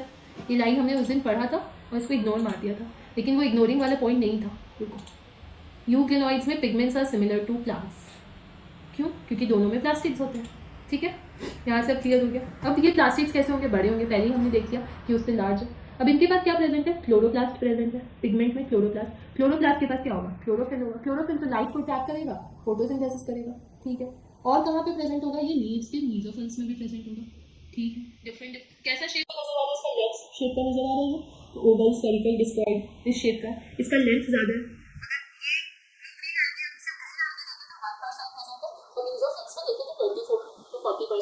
ग्रीन एल्गी ये प्लांट्स में है। ये भी डबल मेम्ब्रेन बाउंड है जस्ट लाइक माइटोकॉन्ड्रिया। इसका भी इनर मेम्ब्रेन जो है वो लेस परमिएबल है, inner membrane is less permeable, और इनर मेम्ब्रेन में जो स्पेस है उसको हम लोग स्ट्रोमा बोल रहे हैं। अब इनर मेम्ब्रेन की बात हो गई, double membrane node, inner chloroplast membrane, और एक होती है इसमें थाइलेकोइड्स। थाइलेकोइड्स देखो यहाँ पर, थाइलेकोइड्स ये फ्लैटेंड मेम्ब्रेनस सैक्स होती है। ये जो स्ट्रोमा अंदर का जो खाली स्पेस है उसमें तुमको फ्लैट सैक्स नजर आ रही है, जो कि देखो एक स्टैक की तरह है, ऊपर नीचे पाइल ऑफ कॉइल्स की तरह अटैच्ड है, जिसको हम लोग ग्रैना भी बोलते हैं, इंटीग्रैनल थाइलेकोइड्स बेसिकली। ठीक है, अब ये जो सारे थाइलेकोइड्स है वो एक दूसरे से कनेक्टेड है, तो कनेक्शन कैसे होगा, स्ट्रोमा लैमेली के थ्रू। अब ये जो स्पेस इनक्लोज कर रही है उसको तो हम ल्यूमेन तो खाली स्पेस को बोलते हैं, उनके पास पिगमेंट क्या है, क्लोरोफिल पिगमेंट है। अभी जो स्ट्रोमा है उनके पास एंजाइम्स होंगे, और इनके पास भी अपना डीएनए मॉलिक्यूल है, सबसे इंपॉर्टेंट पार्ट। माइटोकॉन्ड्रिया के पास भी अपना डीएनए है और क्लोरोप्लास्ट के पास भी अपना डीएनए, राइबोसोम्स भी है। अगेन इसके पास भी राइबोसोम्स है, मतलब क्लोरोप्लास्ट भी क्या कर रहा होगा, प्रोटीन सिंथेसिस कर रहा होगा। यहाँ तक क्लियर, कोई डाउट?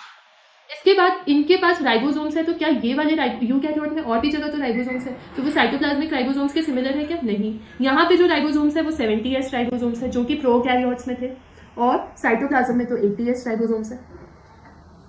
ठीक है, एक पिगमेंट प्रोड्यूसिंग प्लास्टिड देख लिया हमने। दूसरा यहाँ पे क्रोमोप्लास्टिड्स भी होते हैं, जो कि कैरोटिनॉइड पिगमेंट लाइक कैरोटीन और ज़ैंथोफिल्स प्रोड्यूस करते हैं, इससे येलो, ऑरेंज, रेड ये सब क्लियर कलर मिलता है। अब कुछ ऐसे भी प्लास्टिड्स होते हैं जो कलर लेस होते हैं, उनका काम होता है न्यूट्रिएंट को स्टोर करना, जैसे अमाइलोप्लास्ट AC कार्बोहाइड्रेट को स्टोर करेंगे। इलायो से कुछ याद आया, नहीं कुछ नहीं याद आया। इलायो ऑयल्स और फैट्स को स्टोर करता है। और एक एल्यूरोन लेयर कहाँ पे पढ़ी थी हम लोगों ने पढ़ी थी सीड्स के स्ट्रक्चर में, एल्यूरोन लेयर प्रोटीनेशियस लाइनिंग थी इंडोस्पर्म के बाहर।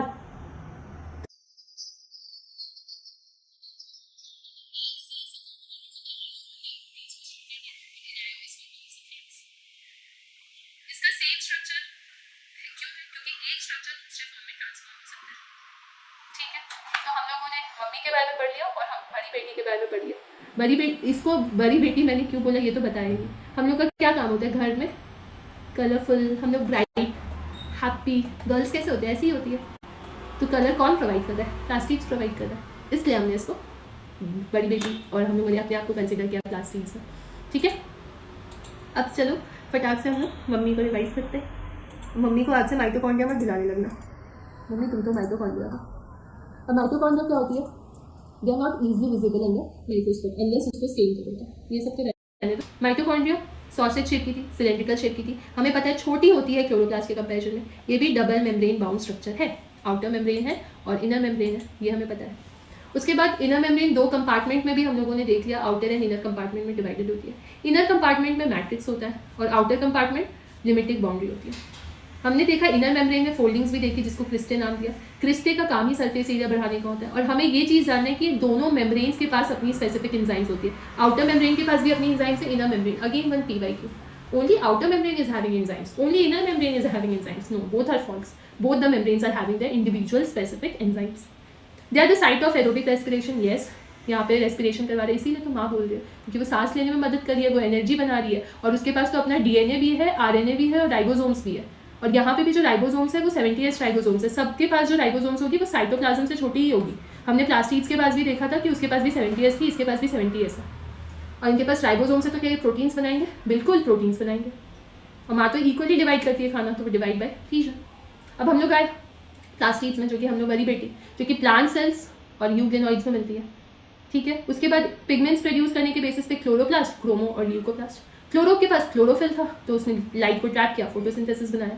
क्रोमो के पास कैरोटिनॉइड वाले पिगमेंट्स थे। और ल्यूकोप्लास्ट के पास कोई पिगमेंट थोड़ी था, वो तो न्यूट्रिएंट को स्टोर कर रहा था, जिसके अंदर अमाइलोप्लास्ट जो कि कार्बोहाइड्रेट को स्टोर करता है, इलायोप्लास्ट जो कि ऑयल्स और फैट्स को स्टोर करता है, और एल्यूरो इस प्रोटीन्स को स्टोर करता है।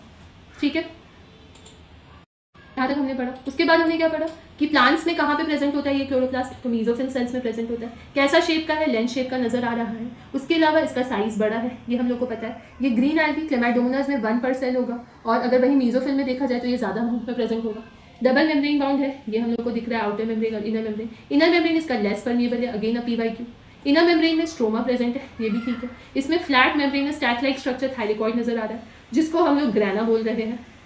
और ये जो एक दूसरे से कनेक्टेड है वो स्ट्रोमा लैमेले से कनेक्टेड है, और ये जिस स्पेस में इंक्लोज है उस स्पेस को हम लोग ल्यूमेन बोल रहे हैं। अब स्ट्रोमा के पास कुछ ऐसे एंजाइम्स है कि वो कार्बोहाइड्रेट्स और प्रोटीन बना सके। अब इनके पास भी अपना DNA मॉलिक्यूल है, जैसे माइटोकॉन्ड्रिया। हम लोग अपनी मम्मी के बेटे, तो हमारे पास तो DNA उनका आएगा ही, उनका दिया हुआ राइबोसोम्स तो आएगा ही। लेकिन उनके जैसे उनका DNA 70S का था, हमारा भी 70S का होगा। तो यहाँ तक हम लोगों ने पढ़ लिया। अब हम लोग आते हैं, दादाजी हो गए, दादी माँ हो गई, पापा लोग हो गए, मम्मी हो गई, हम लोग हो गए, अब हमारे छोटे छोटे भाई बहन जो कि छोटा मोटा काम कर रहे होंगे। राइबोसोम्स के बारे में तो हम लोग पहले ही पढ़ चुके हैं कि प्रोटीन्स बनाते हैं, RNA बनाते हैं। मेम्ब्रेन नहीं होता, इसको डेवलप जॉर्ज पैलेट ने किया था। अगेन येलो से मार्क है, मतलब ये साइंटिस्ट का नाम याद रखना है। 80S अभी तक हमने पढ़ा, सारे जो राइबोसोम्स थे वो 70S थे। बस साइटोप्लाज्मिक राइबोसोम्स जो यूकैरियोट का होता है वो 80S, 60S और 40S का बना होता है। मेम्ब्रेन बाउंड नहीं है, it is basically an organelle present within an organelle, क्योंकि राइबोसोम्स कहाँ था, एंडोप्लाज्मिक रेटिक्यूलम में था, और राइबोसोम्स कहाँ था, माइटोकॉन्ड्रिया में था, और राइबोसोम्स कहाँ था, क्रोमोप्लास्ट में था। तो दे ऑल आर ऑर्गेनल्स, और उसके अंदर ये ऑर्गेनल प्रेजेंट है, it is an organelle with in an organelle, हो गया। उसके अलावा एक छोटा भाई, एक राइबोसोम भाई था जो प्रोटीन बना दिया। एक छोटा भाई है जो कि थोड़ा सा समझदार है। वो कैसे? क्योंकि वो एक तो प्रोटीन का बना है, different protein structure like microtubule, microfilament, intermediate filament, ये सब का बना है। और इसका काम क्या है, ये सपोर्ट प्रोवाइड कर रहा है और साथ ही साथ शेप प्रोवाइड कर रहा है। तो ये समझदार भाई है थोड़ा, ठीक है। तो बहुत सारे जब भाई होते हैं तो उसमें एक थोड़ा समझदार निकल जाते हैं। तो समझदार कौन है? साइटोस्केलेटन, क्योंकि वो मोटिलिटी प्रोवाइड कर रहा है, शेप प्रोवाइड कर रहा है, सपोर्ट प्रोवाइड कर रहा है, और वो बहुत सारे प्रोटीनेशियस अच्छे स्ट्रक्चर्स का बना है, like microtubules, microfilaments and intermediate filament. Again ये माइक्रोफिलामेंट एक ही टाइप का मोनोमर का बना होता है। और ये प्रोटीनेशियस स्ट्रक्चर, तो ये माइक्रोट्यूब्यूल किस प्रोटीन का बना होगा बच्चों? Tubulin protein, again a PYQ, ठीक है। और एक कौन है? सीलिया एंड फ्लैजिला, ये सबसे छोटा भाई है, ये ना दौड़ाता रहता है सबको। ये कैसा है हम लोग देखते हैं। हेयर लाइक आउटग्रोथ्स, सबसे पहले हेयर लाइक आउटग्रोथ्स को, सीलिया एंड फ्लैजिला के बारे में तो हमें पता ही क्या होता है। सीलिया स्मॉल स्ट्रक्चर्स होती है, फ्लैजिला बड़ी बड़ी होती है। ये सेंट्रियोल्स कहाँ से बनती है? तो सेंट्रियोल लाइक स्ट्रक्चर्स से आती है। ये घर का नींव है बेसिकली, यहीं से सीलिया और फ्लैजिला आ रही है। अब इलेक्ट्रॉन माइक्रोस्कोपी में हम लोगों को सीलिया और फ्लैजिला कैसे नजर आएगा? एक प्लाज्मा मेम्ब्रेन नजर आएगी, एक एक्सोनीम नजर आएगा। एक्सोनीम में देखो कैसे होगा, इसमें माइक्रोट्यूब्यूल्स बहुत सारे नजर आएंगे। कैसे इन फॉर्म में? तुम देखो पेरीफेरी में डबलेट, दो माइक्रोट्यूब्यूल्स है, दो माइक्रोट्यूब्यूल्स डबल एक दूसरे के साथ अटैच्ड है पेरीफेरी में, ठीक है। तो 9 doublets radially arrange peripheral microtubules, और एक बीच में देखो एक पेयर है सेंट्रली लोकेटेड माइक्रोट्यूब्यूल। 9+2 एरे में अरेंज्ड है, और जो सेंट्रल वाले ट्यूब्यूल है वो एक दूसरे से कनेक्ट ब्रिजेस के थ्रू कनेक्टेड है, and enclose the centre and enclose by central sheet. तो ये ब्रिजेस हो गया, ये सेंट्रल शीट हो गई साथ में इसके, ये 9 रेडियल स्पोक्स है बेसिकली।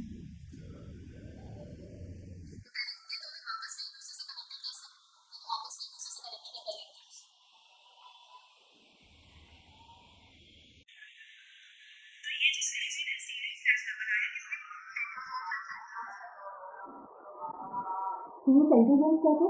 दो सिलेंड्रिकल स्ट्रक्चर है। ये लोग देखते हैं, हमें एक बार राइबोसोम तीनों भाग के बारे में कर लेते हैं, फिर ये थर्ड कैरेक्टर को देख सकते हैं आप।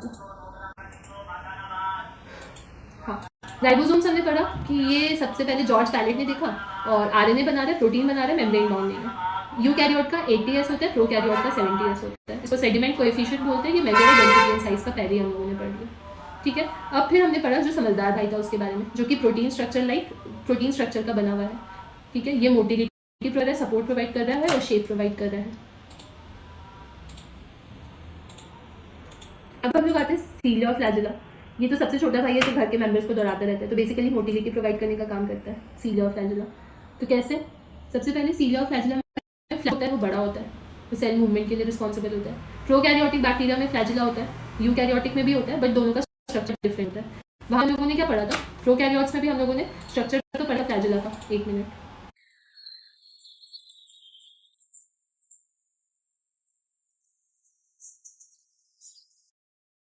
क्या था ना, फिलामेंट, हुक और बेसल बॉडी, बस इससे बन गया था उनका फ्लैजिला। बट यूकैरियोट का फ्लैजिला कैसे बनेगा ये हम लोग देखते हैं, ये थोड़ा कॉम्प्लेक्स है। यूकैरियोट के फ्लैजिला में को जब हम लोग देखते हैं इलेक्ट्रॉन माइक्रोस्कोपी में, तो बाहर एक प्लाज्मा मेम्ब्रेन नजर आती है और अंदर एक एक्सोनियम लाइक स्ट्रक्चर होती है जिसमें पेरिस है और सेंटर पार्ट में सेंट्रल माइक्रोट्यूब्यूल्स है जो कि एक पेयर में, तो मतलब ये 9+2 एरी में है। और हर डबलेट के बीच में एक ब्रिज है, that is inter doublet bridge, या फिर हम लोग इसको इंटरलिंकर्स भी बोल सकते हैं। और ये जितने भी पेरिफेरल डबलेट्स हैं वो सेंट्रल वाले से कनेक्टेड है थ्रू रेडियल स्पोक्स, और ये वाली शीट जो सेंटर वाले माइक्रोट्यूब्यूल्स को कवर करिए उसको हम लोग बोल रहे हैं सेंट्रल शीट। ये भी पूरा यहाँ पे लिखा है कि एक्सोनियम है, इसमें माइक्रोट्यूब्यूल्स है, 9 पेयर ऑफ डबलेट्स है, बीच में एक पेयर है सेंट्रल वाला जो कि 9+2 एरी बना रहा है। हर ट्यूब्यूल्स ब्रिजेस से कनेक्टेड है और इंक्लोज है बाय सेंट्रल शीट। और ये जो पेरिफेरल डबलेट से जो कनेक्टेड है वो with the help of radialis को, और पेरिफेरल डबलेट्स एक दूसरे से इंटरकनेक्टेड है लिंकर्स से, और ये सब आ रहे हैं सेंट्रियोल स्ट्रक्चर से।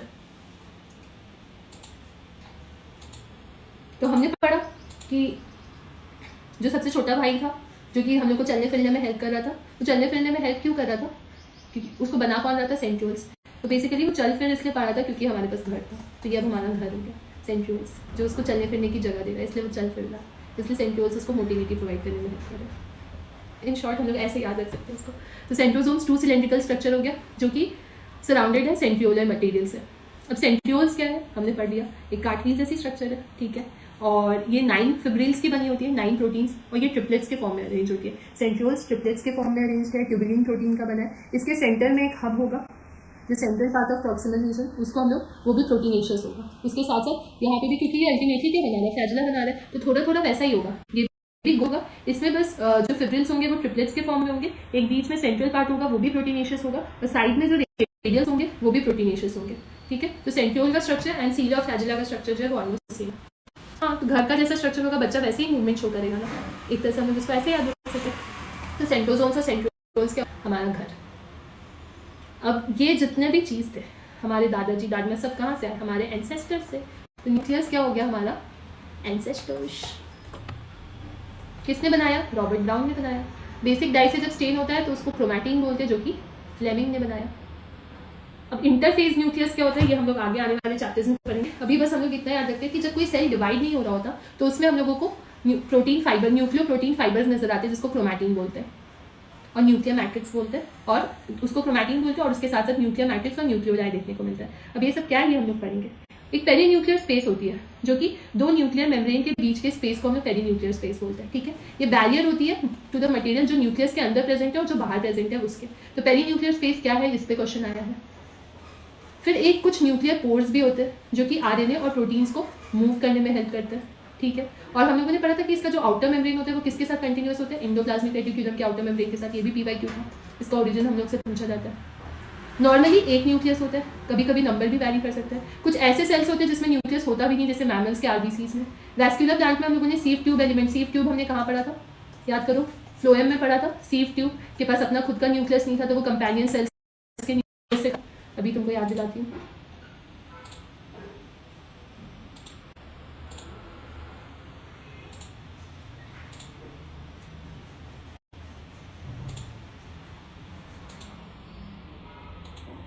अच्छा, चैप्टर 6 में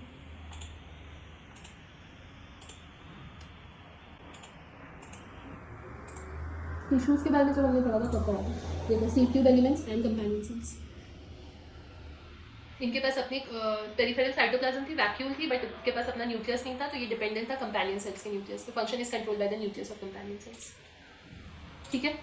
तो क्लियर हो गया, ठीक है, इनके पास न्यूक्लियस नहीं है। अब इनके न्यूक्लियोप्लाज्म में तुम एक चीज़ देख लोगे, क्या प्रेजेंट है, न्यूक्लियोलस। अभी तक हमने राइबोसोम्स राइबोसोम्स बहुत पढ़ा, ये राइबोसोम्स बन कहाँ रहा है, इसको बना कौन थे, हमारे एंसेस्टर्स बना के गए होंगे, तभी राइबोसोम्स राइबोसोम्स हम लोग बोलते हैं। तो ये न्यूक्लियोलस में बनता है, ठीक है। फिर ये प्रोटीन की सिंथेसिस करता है। तो ये जो क्रोमैटिन है उसमें क्या क्या है, डीएनए है, आरएनए है, हिस्टोन प्रोटीन्स है, नॉन हिस्टोन प्रोटीन्स है। न्यूक्लिक एसिड तो है ही, साथ ही साथ प्रोटीन्स भी है इनके पास। डीएनए कितना बड़ा है, 2 मीटर लंबा है। और क्या होता है इसमें, क्रोमोसोम्स होता है।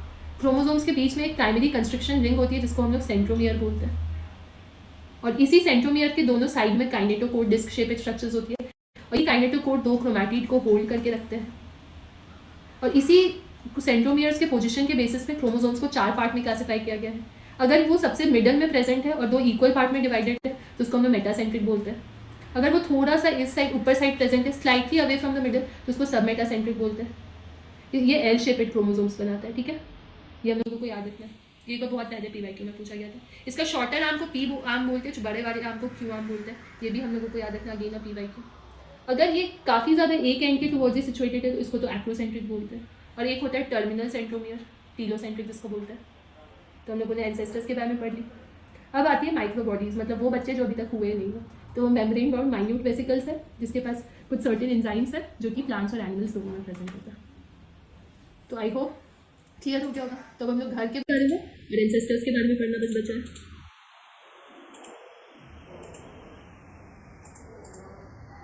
प्लास्टिड्स हो गया, राइबोसोम्स हो गया, न्यूक्लियस हो गया, हाँ सेंट्रोसोम्स एंड सेंट्रियोल्स हमारा बचा था। घर जो था जिसमें 2 सिलेंड्रिकल स्ट्रक्चर थे जिसको हम लोग सेंट्रियोल्स नाम दे देते थे। हमने पढ़ा है कि सेंट्रियोल्स भी कार्टवीन जैसे अरेंज थे। सेंट्रियोल्स का structure like that of flagella के स्ट्रक्चर जैसा ही था कि बाहर की साइड जो थे बस वहाँ पे डबलेट था, यहाँ पे जो पेरिफेरल फिब्रिल्स थे वो ट्रिपलेट्स है, और बीच में एक हब है जो कि अगेन प्रोटीनेशियस है, और वो पेरिफेरल रेडियल स्पोक से कनेक्टेड है, वो भी तुम्हारा प्रोटीनेशियस है। ये वही सीलिया बना रहा है, फ्लैजिला बना रहा है, और क्या बना रहा है, स्पिंडल फाइबर्स बना रहा है, ठीक है। फिर आता है हमारे एंसेस्टर दादाजी, जो कि रॉबर्ट ब्राउन ने जिसको खोजा था, ठीक है। और जब ये स्टेन हो रहा था बेसिक डाई से तो उसको नाम क्रोमैटिन दे दिया। जब ये न्यूक्लियस डिवाइड नहीं होता तो उसका क्रोमैटिन, मैट्रिक्स सब और न्यूक्लियोलाइट, ये पूरा जो पार्ट है वो बहुत अच्छे से नजर आता है। अब दोनों 2 न्यूक्लियस के बीच के स्पेस को पेरीन्यूक्लियर स्पेस बोलते हैं, जो कि एक बैरियर बनाता है न्यूक्लियस और साइटोप्लाज्म के बीच में। आउटर मेम्ब्रेन हम लोग को पता है एंडोप्लाज्मिक रेटिक्यूलम से कंटिन्यूअस होता है। अब इसके बीच में हम लोगों को न्यूक्लियर पोर्ट, सॉरी साइड में न्यूक्लियर पोर्ट नजर आ रहा है, जहाँ से RNA और प्रोटीन्स ट्रांसपोर्ट होता है। नॉर्मली एक ही न्यूक्लियस होता है, बट एक से ज़्यादा भी हो सकता है। और कुछ ऐसे भी सेल्स होते हैं जिसमें न्यूक्लियस नहीं होता, जैसे आईसीज हो गई, रेस्कुलर प्लांट्स के सीव ट्यूब एलिमेंट्स हो गए। अब बीच में एक हम लोगों को न्यूक्लियोप्लाज्म नजर आएगी, जिसको न्यूक्लियर मैट्रिक्स बोलते हैं। यही न्यूक्लियोप्लाज्म के अंदर न्यूक्लियोलस होता है, और यही जो न्यूक्लियोलस होता है वो आरबीसी राइबोसोमल सिंथेसिस करता है राइबोसोम्स की, और यही राइबोसोम्स जाकर के फिर प्रोटीन बनाता है। और ये भी नॉट मेम्ब्रेन बाउंड है, अगेन PYQ। अभी तक क्या क्या राइबोसोम्स तुम्हारा नॉट मेम्ब्रेन बाउंड था, उसके अलावा क्या नॉट मेम्ब्रेन बाउंड इसमें निकला, न्यूक्लियोलस तुम्हारा नॉट मेम्ब्रेन बाउंड निकला। फिर हमने क्या पढ़ा माइक्रो, उससे पहले हम लोगों ने पढ़ा कि जितनी भी क्रोमोसोम्स होती है, क्रोमैटिन्स होती है, उनमें क्या क्या होता है, DNA होता है, बेसिक प्रोटीन्स जिसको हम हिस्टोन बोलते हैं, कुछ नॉन हिस्टोन प्रोटीन्स और RNA प्रेजेंट होती है। फिर हमने देखा कि जो क्रोमोसोम होते हैं उसके बीच में सेंट्रोमियर होती है, सेंट्रोमियर के साइड में डिस्क शेपेड स्ट्रक्चर होती है जिसको काइनेटोकोर्स बोलते हैं। ये जिस पोजीशन में सिचुएटेड है उसी के बेसिस पे क्रोमोसोम डिवाइड करते हैं। अगर बीच में होगी तो उसको मेटासेंट्रिक बोलेंगे, अगर थोड़ी सी अवे होगी तो सब मेटासेंट्रिक बोलेंगे, अगर एक ही एंड की तो वो ज़्यादा प्रेजेंट है तो वो तुम्हारा एक्रोसेंट्रिक हो जाएगी, और अगर वो टर्मिनल है तो वो टीलोसेंट्रिक कहलाएगी। Last but not the least, जो बच्चे अभी तक हुए ही नहीं, माइक्रो बॉडीज, जो कि माइन्यूट वेसिकल्स होते हैं, और ये भी मेम्ब्रेन बाउंड होते हैं, जो कि प्लांट और एनिमल सेल्स दोनों में होंगे। ये वाला मैंने नहीं बताया, इसमें क्या होती है, कुछ क्रोमोसोम्स होती है जिसमें नॉन स्टेनिंग कंस्ट्रक्शंस भी होते हैं। They give appearance of a small, जिसको हम लोग सैटेलाइट बोलते हैं, call satellite. Few chromosomes have non staining, कुछ ऐसे क्रोमोसोम्स होते हैं जो कि नॉन स्टेनिंग सेकेंडरी कंस्ट्रक्शंस देते हैं, ठीक है, जिसका अपीयरेंस एक सैटेलाइट जैसा होता है। ये हम लोग याद कर लेंगे। अब last but not the least, पढ़ लो यार। पढ़ लो यार में बेसिकली क्या है बच्चों, ये ना बहुत पुराने पढ़ लो यार है, मतलब ये सारे जो क्वेश्चन आए ना 37 ईयर्स में बहुत पहले के, तो अगर ये याद, अगर तुम्हारे पास बहुत ज़्यादा टाइम है तो इसको याद कर लो, पहले का सारा कुछ अगर याद हो रखा है तो उसको याद कर लो, नहीं तो मुझे बहुत कम चांस है कि इससे क्वेश्चन आएंगे। बट मैं चाह रही थी कि 37 ईयर में कुछ भी मिस ना हो, तो इसलिए मैंने इसको लिख दिया है यहाँ पर। जैसे इलेक्ट्रॉन माइक्रोस्कोप का रिजॉल्विंग पावर ज़्यादा होता है, क्यों, क्योंकि उसका लो वेवलेंथ होता है, उसके बीम का, ब्लू लाइट का वेवलेंथ कम है, इसीलिए मैक्सिमम रिजोल्यूशन है। मैग्निफिकेशन जो माइक्रोस्कोप की होती है वो उसके नंबर पर डिपेंड नहीं करती है, और सेल थ्योरी अच्छी नहीं है क्योंकि सभी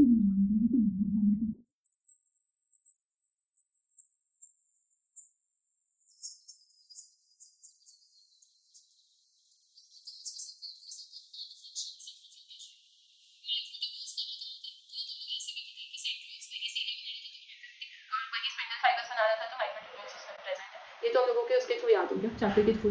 वाटर सॉल्युबल पिगमेंट जो प्लांट सेल के वैक्यूल्स में होती है वो एंथोसाइनिन कहलाती है, और साइटोप्लाज्म में मेन एरिया होती है, ये भी हमने चैप्टर के लाइन में देखा था, और दोनों को नीचे प्रोटीन से सिंथेसिस होती है।